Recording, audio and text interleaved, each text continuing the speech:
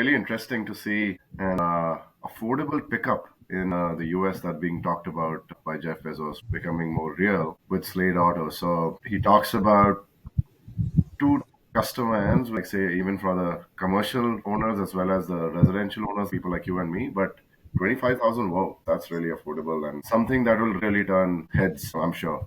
What do you guys think? Well, I've been talking about affordability both for IC and for electrical vehicles for some time. I think it's going to be great just from the point of view of affordability because even when you go into the IC space, you really don't have that many under 30 vehicles. And True, for that's sure, true. you really don't have vehicles where you can argue, hey, I can buy this thing and I can use it for my business and I can use it for pleasure, which is right. The pickup truck is traditionally that. So for me, the biggest piece is just something that can be affordable is just going to be amazing.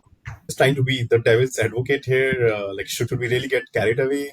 Because 25K is a bold promise, right? And batteries alone can take what 40% of the vehicle cost. Yeah. It would be very interesting to see how would they make it work. Would it be like using modular design, using the off-the-shelf parts? I'm sure they would have a limited range offering. It cannot be 300 miles. It will have to be maybe 100, 150 miles max, right? Minimalistic interiors, some of those aspects, right? Absolutely true. And how is this being made affordable, right? So, Yeah. what is he pulling? Because is it equipment that you're playing on, which is like say your material costs? Is it production lines, processes? Because what I know also is that he owns a company, or at least has a stake in a company that is able to help with say the production side of things, right? So I think it's Yeah. called rebuild manufacturing and they're using some advanced manufacturing technologies. I guess they're going to use that Yeah, for sure. absolutely, Nikhil. So vertical integration in the part of the strategy would definitely play a role in bringing the cost down. And I was going to say, not to be Debbie Downer here, but now that Abhinav says that the cost thing will be an issue, obviously, you can always pick or choose to sell something where they don't generate profit, right? So the price point for consumers can still be there, but the question of profitability, that's going to be very interesting. As I'm saying the words, there are tariffs. A few moments from now, there might not be tariffs, and those tariffs do affect the supply chain of electrical vehicles just because Right. the cells, at least initially, are probably going to have some kind of Chinese content. Maybe they're going to be completely made in China. Mhm. So, how does the company then say, well, I'm going to do this vertical integration, but knowing that there are going to be components that are going to be artificially expensive? So, is it hey, I'm Jeff Bezos. I have so much money. I'll subsidize the first few years while we go through tariffs and we figure out all these things and we scale up. And it's a question. It's not a statement. No. I was just saying because Rahul, you talked about Jeff Bezos, and I mean definitely that adds credibility, but it also raises the stakes, right? I mean Bezos doesn't back any speculative plays, right? If he's in, there's definitely has to be a serious operational plan behind the scenes. At least I'm assuming that. Definitely there is a credibility with the name, and there are high stakes involved. Absolutely. It kind of reminds me of a time when there was this promise in India as well of this one $2,000 car, right? Which was sort of small built, again, two-seater. Yeah. It did take off, is what I remember, right? There was a lot of people looking the car before the car was even people like, hey, we want to get this car and stuff. But it promised a car for people that couldn't think of owning a car, right? And it switched a lot of folks from like wheelers to cars because that's a prestige thing as well to own a car. While we switch to this topic of like do customers, because there would be different classes of customers over here. So who's going to jump on it? How should they be looking at it? Do you think that people who aspire for pickup trucks today, are they the ones who are going to go and buy these, or are we going to see a different class of customers coming and buying this once it becomes real? I mean, I'll say this because I'm here in the US. I see pickups all the time, everywhere.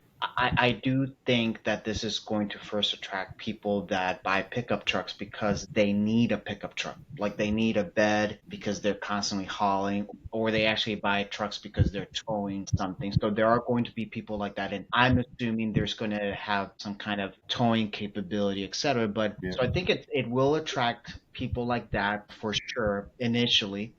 Um, I think it's going to be a little bit on the marketing side, whether or not they attract people from the larger segments, like people that are Hmm. looking for an off-road vehicle, or people that are looking for a lifestyle vehicle, or people that are simply looking for less expensive vehicles. Like, I think it's possible, but I think it's going to depend on the marketing efforts that they have. One thing that I noted, and you talked about this, is that they were talking about a two-seater, and we all know it's being talked about as a two-seater. It won't be a family car. It's not a family car. So, do you think the buy-in is going to come more from then the commercial side, or is it just folks who want to pick up buying it, and then there is the uptick from the commercial businesses and that we see that you were alluding to as well, Rob? I mean, I'll just benchmark a little bit the F-150 or the F series rather. They're still the highest selling model, the F-150 is, and that's largely because you have a combination of consumers that just like the vehicle, whatever, but then they also have a lot of fleets, and by fleets I really mean it's an entrepreneur with a small business or a very small business, but the F-150 is that vehicle that paid through the LLC or through the company, etc. But then on the weekends or whatever, they use it as the family vehicle. So I think this car, even if it's two-seater, it will attract fleets in the sense of small owners, entrepreneurs.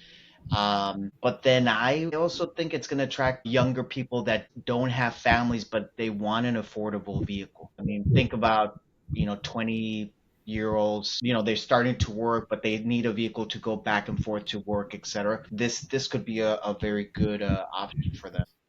Exactly, very much on the same page with you, Raul, about the customer. I mean, the customer profile here, young entrepreneurs, campus logistics, last mile operators, depending now whether they're targeting individual or fleet customers here. Ultimately, it's like even urban dwellers, who don't need a beast, right? Just a compact, capable machine. Great. And one thing that is also important is while we talk about the car itself, because now we're talking about electric. So obviously, how do you power it? You need chargers, right? So are they going to go for traditional onboard chargers? Are they going for something else? Because I also saw that they were talking about some different technology of charger that they are going to work with. I think it's a Canadian company called Exro that's being talked about, and they've already partnered. By the way, Slate has partnered, so it just does eliminate the need for the traditional onboard charger. And these are fast chargers. I guess you need all of this as well to keep that dream alive, right? Otherwise, if you don't have that infra, then yeah, all of this goes kaput. Even battery for that matter, Nikhil. I mean, we don't know. Will it be LFP, sodium ion? What's the source? And how do they plan to manufacture, profitably at this price? I know, Raul, you just talked about that point, but ultimately, yeah, it would be interesting to see. But the chemistry is sodium or sulfur, right? Because then you really lower the cost of your batteries. Are we then now talking about a new charging technology that is compatible with sodium? Because sodium, sulfur, there's a lot of chemistries that are just not known being able to accept level two or even Yeah. fast charging.